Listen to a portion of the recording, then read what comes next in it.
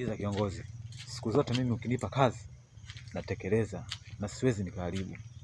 Wewe nipe kazi yoyote ile naweza nikaifanya. Nadhani tumeelewana. Na mimi kazi yangu waga nafanya chini ya milioni 5.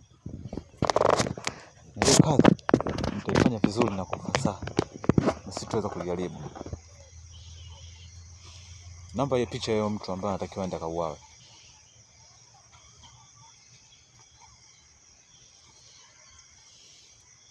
Usijali, mimi najiamini na nipo tayari kwa lolote.